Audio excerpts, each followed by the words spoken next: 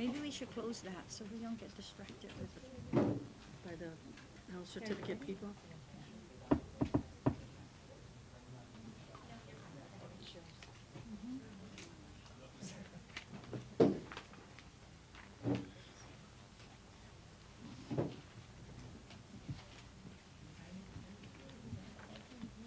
Well, you got all your tools and. Good. I'm not gonna be organized. I didn't bring it, I just have a, It's okay, it's okay. I've got a little bit of, and this is what I broke down to, what we need to do. Okay, right?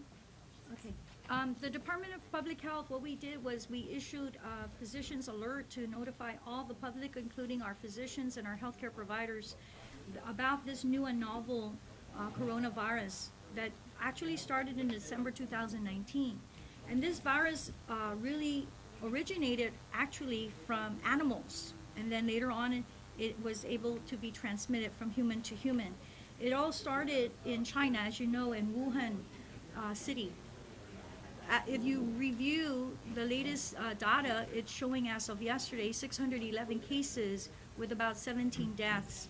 It's already reached the different areas in the Asian environment, such as Thailand, South Korea, and right now it is there's some susceptible cases that are pending in the Philippines and Australia. We first heard that it has reached the United States, and this is in Washington State. Right now there are 5 airports, major airports, that are providing that information on basic screening in these airports. CDC has launched this, but it's only one layer of protection when you do the screening.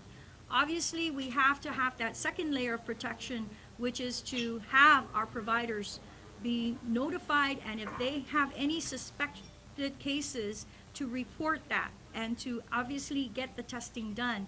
It's about an incubation period of 14 days from the time you get the virus to having symptoms. And from this second layer of protection, then we're able to get that information and that testing done. CDC is the only place, because this virus is very new, it's very novel. CDC is the only adequate resource at this point in time to do the testing. In Guam, we do have a BioFire testing equipment.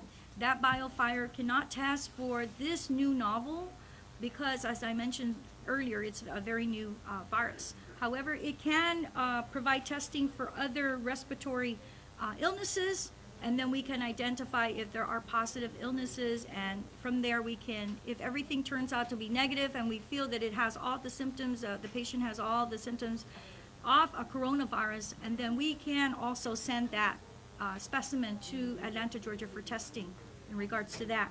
The Department of Public Health utilizes the website for the CDC to guide us, and that's the reliable source that we're getting our information from. And we continue at this point to prepare ourselves with the government of Guam entities and our agencies to undergo respiratory illness and protection. And the basic things are just covering your mouth when you cough, and just when you cough over your sleeve or cover your mouth with tissue. Do hand sanitation, hand washing very frequently, and avoid people who are sick. I just want to share that the experience that we're having with the coronavirus is very new. It's very, very rapid. And I do have my physicians, our public health team.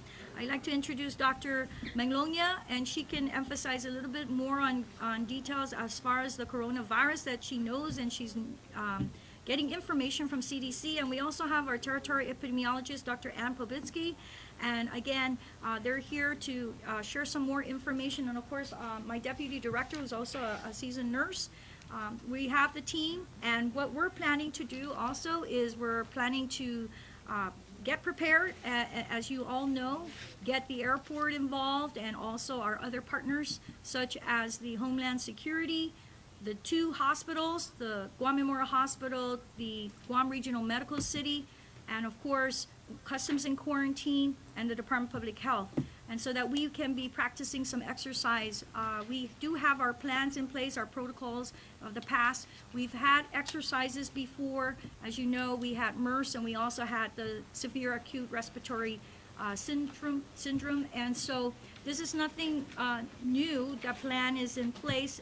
What we want to do is get everyone together and identify other needs and other sources that we can combine our resources together, because this is a community-wide effort.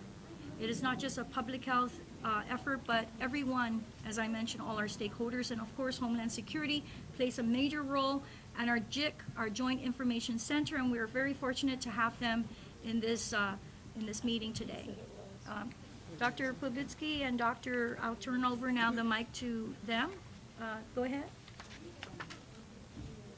We can take questions, but someone from the media forwarded some questions to us.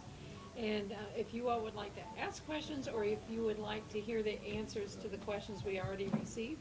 I got some questions. What is the protocol? Can you explain the protocol particularly at the Yes, airport? yes, absolutely.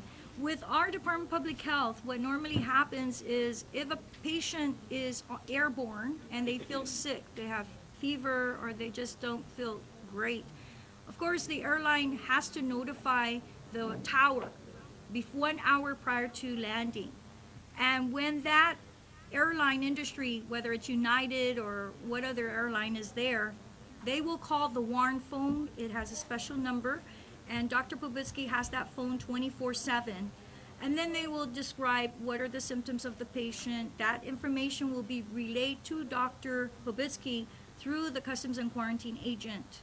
And then she will absorb all the information, assess, and then decide whether she needs to activate the public health nurse, along with her being a territorial epidemiologist, and the CDC team, our CDC staff.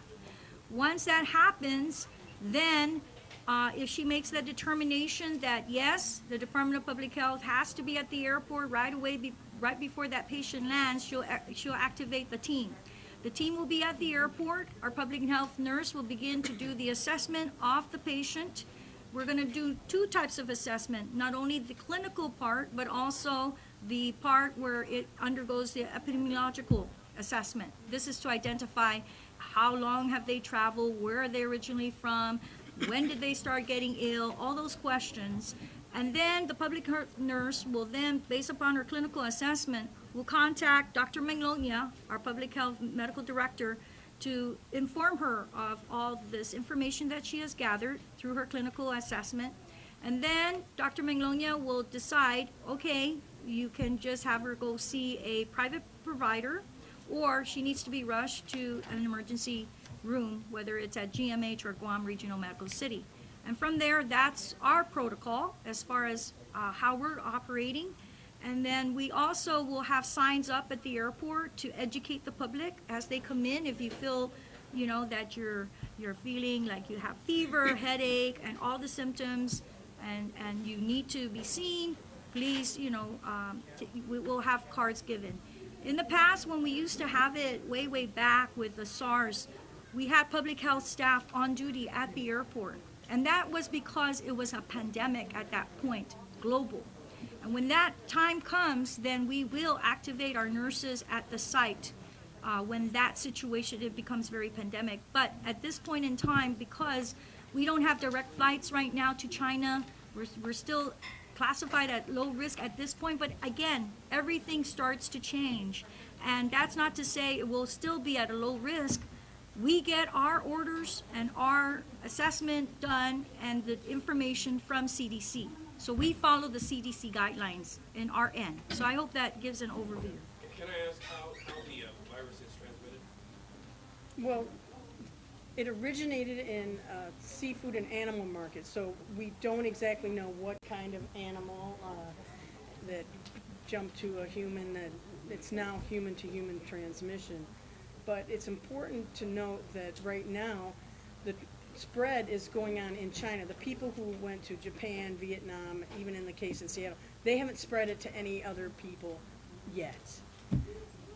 So there is human-to-human transmission at this point. And the way they would determine the source, I was noticing that at first they thought it was the horseshoe bat. But what they've done is genome studies. They look at the genes and what does it match. And as of yesterday, they were thinking it matched a snake. So, not really sure about that. This is an emerging, rapidly evolving virus. It's brand new. Everything we're getting is from the CDC. A lot of questions, and they're trying to answer and study to get those pieces of the puzzle to help us solve it and determine what risk. And we don't even know how easily transmitted it is. You know, viruses are on a spectrum. Some are rapidly transmitted, like measles. Some aren't. So risk depends on how fast it can be transmitted, how easily, what we have to combat it, the tests we can do to see where it is. So the risk, it has a lot of moving parts. What are the symptoms associated with the virus? Also, is there any immunization offered for it? Symptoms are usually upper and lower respiratory, cough, fever, something like that. As far as vaccinations, there are none, and there's no treatment. It's brand new. Right. You're on the cutting edge of this one, like we are. Not here yet. Being that our Guam's demographic tourists, is it a matter of a question of if or when it's actually going to come here? Actually, right now, it was actually not CDC who did it, but they have diverted all flights coming from Wuhan to 5 airports in the States, and they're doing screening there. If you're coming out of Wuhan, you're going to end up in one of those 5 airports where they're doing screening. That would include San Francisco, LAX, JFK, Chicago, and Atlanta. So you're going to have a circuitous path trying to get here to begin with. Right. So right now, the CDC considers the general American public at low risk for this. However, mark down the time, because in 5 minutes that may change. Yeah. One announcement we put out one day is changed by the next. What? Yeah, World Health has China at high risk. So they have shut down, China shut down the flights in and out of Wuhan now. So they're doing what they can to stop the spread. Would our risk be different or higher even than the mainland United States because of our proximity to these Asian countries? No, there's no direct flight here. No direct And flight. all flights are directed to one of 5 airports that are being screened. Are you aware that these other countries, such as the ones you mentioned, Philippines, Thailand, and Japan in particular, I believe those are places where you've identified that there are cases, are they being screened similar to what the U.S. is doing? Not sure. Not sure. Not sure what they're doing. Yeah. So what should be the posture then for those particular countries that, like for example, Japan and the Philippines both have direct flights to? Well, again, those cases originated in China, and then they traveled to Japan or Thailand, or there's a suspect case in the Philippines. And there isn't any evidence that those cases have spread to other people at this time. So they might just be isolated travelers coming from Wuhan. And most of China's at high risk because that's where it originated, that's where 99% of the cases are.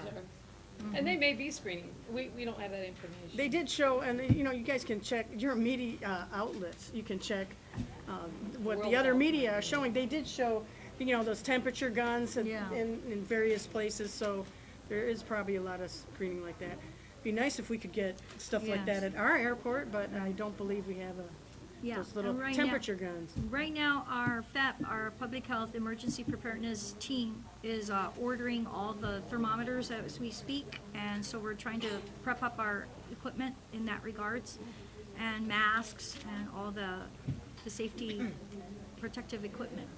We're also looking at implementing infection control, and that's one of the things that we already are preparing to reach out to the community as far as beefing up the infection control so that when you come into any clinic, you know, the first sign you're going to see is if you have running nose, you have fever, please put on a mask, please sanitize your hand, please cover your mouth when you cough, basic etiquette.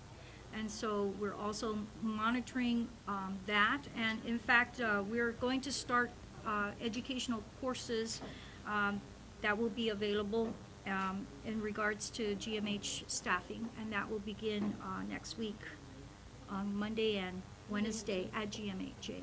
And so the SARS and the MERS, we have those protocols, prevention protocols already in place. So we're just going to follow and update those protocols. In your opinion, how concerned should the Guam public be?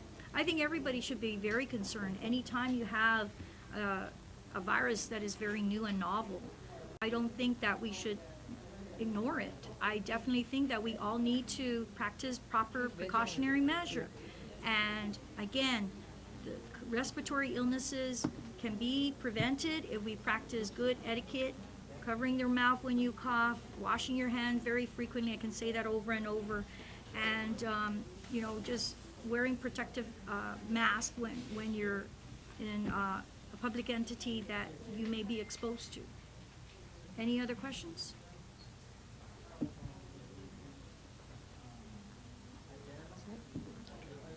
So we're going to launch educational efforts outside in the community, and we have our wonderful Joint Information Center, which is a combination of the Department of Public Health along with the Governor's Office and Homeland Security to make certain that the public is kept abreast of every changes that are being made, and that they provide that information through press releases, whether they're coming.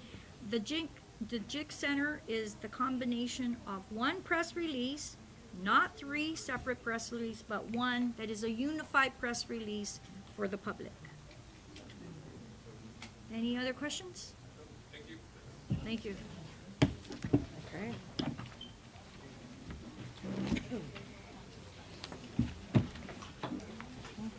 Please be aware too that it's changing rapidly.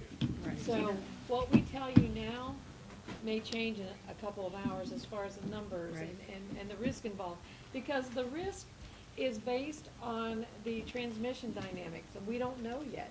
If it's like measles and goes fast, then we'll have to deal with that, and that will change the whole scheme of things. We So- don't know. We don't know. Don't know yet. No, It's just very brand new. We're all going through this together. But I Mr. think, Mahoney, what's your first name? Jana, Jan. Anna with a J. Yeah. but one of the best things that was done was that as soon as we heard about this, the doctors were alerted. Yep. Right away.